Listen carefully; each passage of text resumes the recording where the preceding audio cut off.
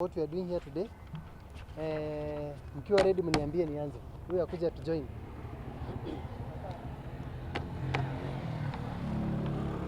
Thank you so much. Today is a great day. We have converged here at the gate of Nakuru Players Theatre.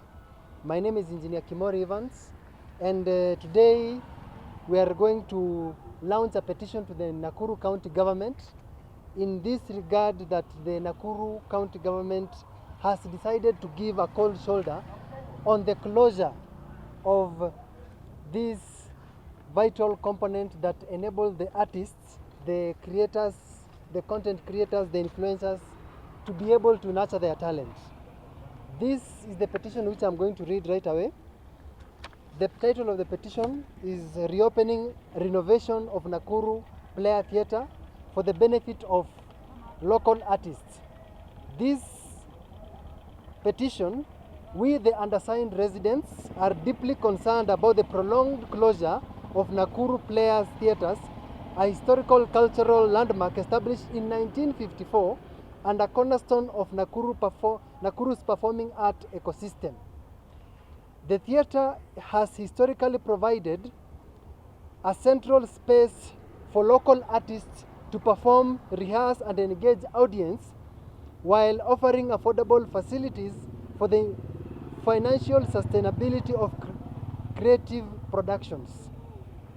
Its closure had severe consequences, has reduced artist production. Many performance groups have had to drastically scale down production due to unavailability of affordable and central located rehearsal and performance spaces. Financial constraint. Increased operation cost has negatively impacted artists, technicians, and all stakeholders dependent on the theatre activities for livelihood. The cultural heritage at risk. The theatre houses central old photographs, pops, costumes, and archives crucial Nakuru cultural, historical, which has been rendered irrelevant by its closure. It has also created a community impact. In this sense, the absence of a functional theatre, the public to access it, the arts, and it limits engagement in constructive cultural activities.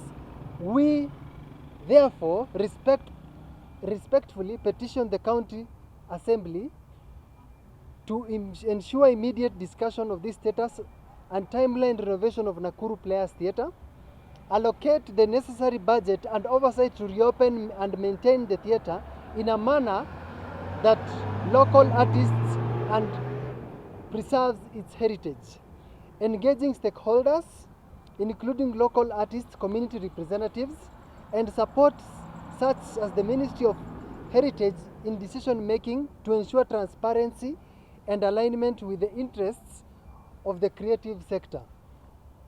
We request that the Assembly consider this petition urgently and provide a clear action plan to reopen Nakuru Players, the theatre for the benefit of artists, audiences, and cultural heritage.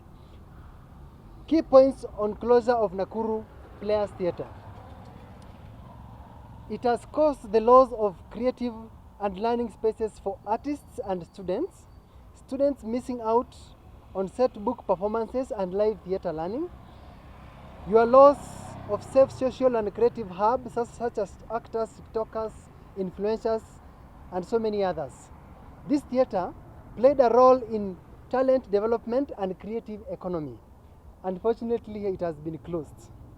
Closure happened as a major private development came up nearby raises concern about public land transparency, including the landmark building that is coming just behind us here. Is it a strategy to make this place a parking for that building that is coming up there? We need to ask such questions. In this regard, I wish to read the media statement which the members of the Fourth Estate, the TikTokers, the influencers, will be able to share to the public to ensure that this theatre has been opened within a period of 2 weeks. We are deeply saddened and concerned by the continued closure of Nakuru Players Theatres, a space that for decades has played a crucial role in nurturing talents, creativity, and artistic expression in Nakuru County and Kenya at large. Nakuru Players Theatres is not just a building, it is a cultural hub, a place where young people discover their voices, where artists meet, collaborate, and grow, where residents of Nakuru come to relax, learn, and enjoy theatre and performance art. Such spaces are essential for any progressive society.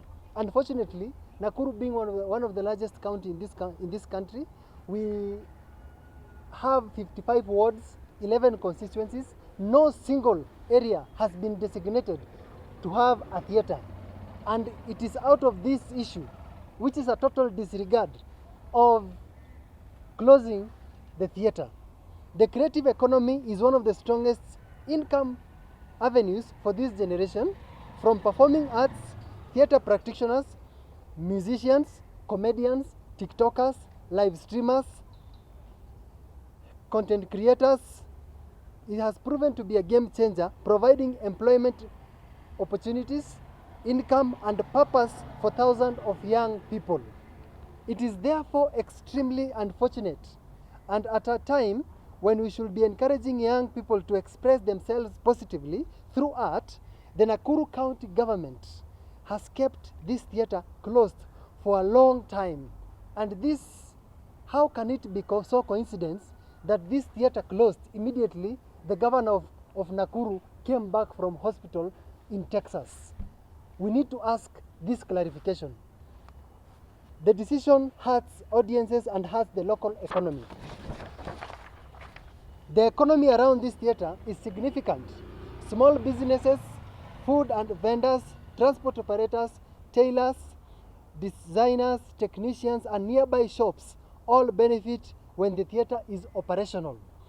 Closing it has contributed greatly to already vulnerable businesses in Nakuru town. Looking at an example is Hotel Kathy. As we are speaking here today, Hotel Kathy has closed down, and it is just next to the theatre. Looking at the street down here, TikTokers have been rendered irrelevant. They are only skating around this place, imagining when this place will be opened. Look at the benches, they are sitting down there, yearning that the next leader who will come here and be able to think that these people need this theatre to be opened. Unfortunately, they are sitting down here thinking who will come on board and give the directive. I want to say that this is a total disregard of the people of Nakuru. And I want to call Susan Keheka. If you do not want to serve the people of Nakuru, why can't you resign? So that you can have another governor who can be able to have this leadership of Nakuru.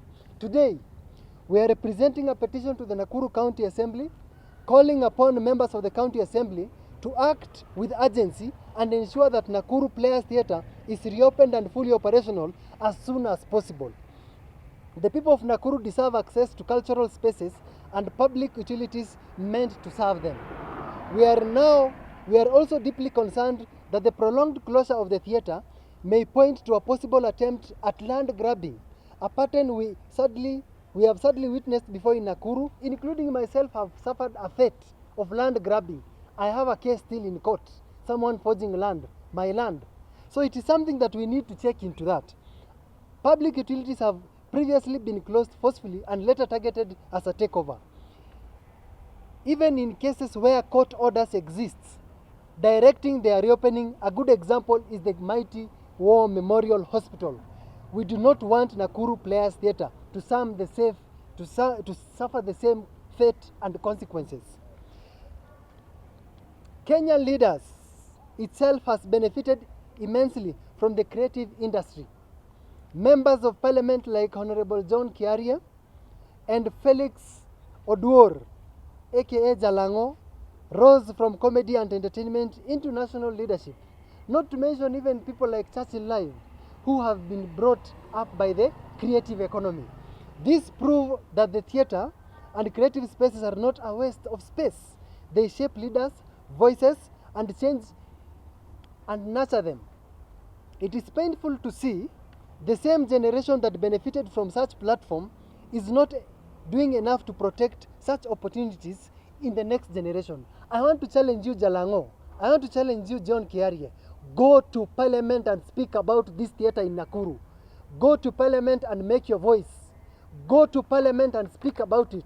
I am speaking to Churchill, who has nurtured many people in this theatre of Nairobi. But here in Nakuru, Churchill, I want to challenge you today.